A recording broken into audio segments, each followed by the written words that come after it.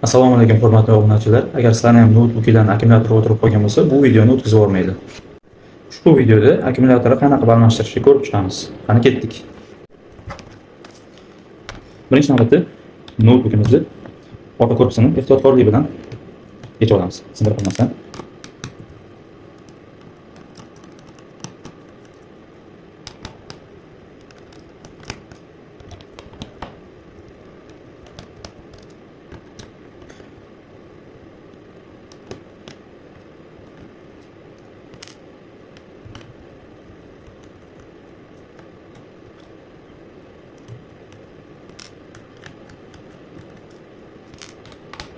Ko'pchilik termiz ustalaridan so'rab narx-navoni bildik. 650, 600, 700 shu atrofda berishar ekan.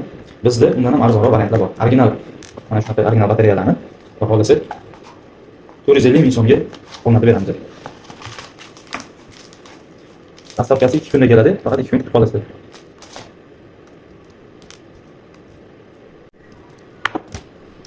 Ehtiyotkorlik bilan orqa korpusini ochib olamiz. Ochganimizdan keyin mana batareykasi turibdi, past qavatida. Shu stekerini avaylab yechib olamiz.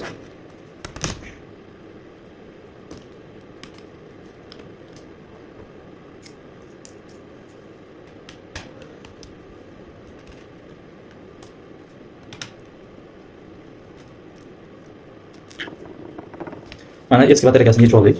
Ko'rib turganingizda mana ishib ketgan batareyka. Chunki buning sababi uzoq vaqt ishlatilmasdan to'xtab qolib ketgan zaryadda. Shuning uchun ehtiyotkorroq bo'lasizlar.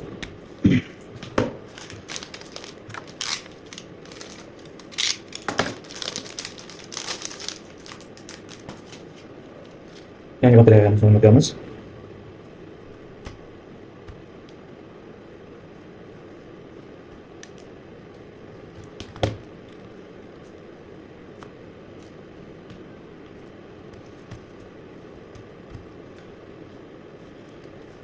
Qotiradigan joylarini ham joy-joyiga chiqarib tushirish kerak. Bo'lmasam korpus tushunib qoladi.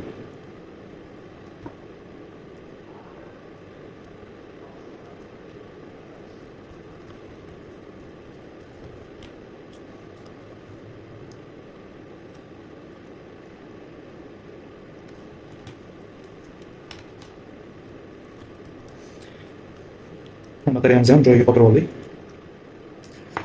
Mijozimiz qo'shimcha operativ pamet ham qo'shib bering deganiga, qo'shimcha operativ pamet qo'shamiz bunga, yaxshiroq qotmasdan ishlashligi uchun.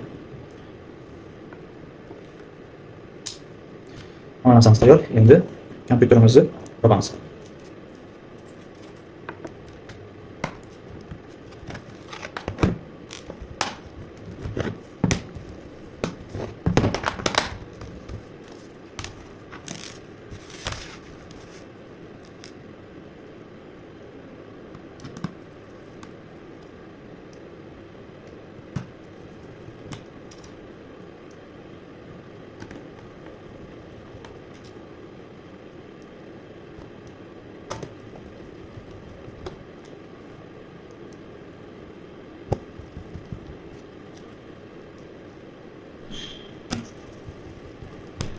Endi noutbukimizni yoqib tekshirib ko'ramiz.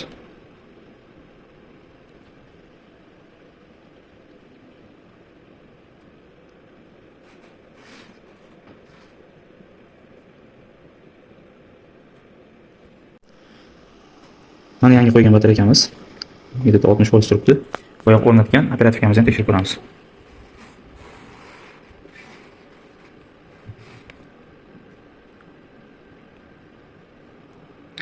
Mana 8 GB ko'rib turganingizda. Kimga shunaqa xizmatlar kerak bo'lsa, bemalol aloqaga chiqaveringlar. Videomizga like va podpiska bosish esingizdan chiqmasin.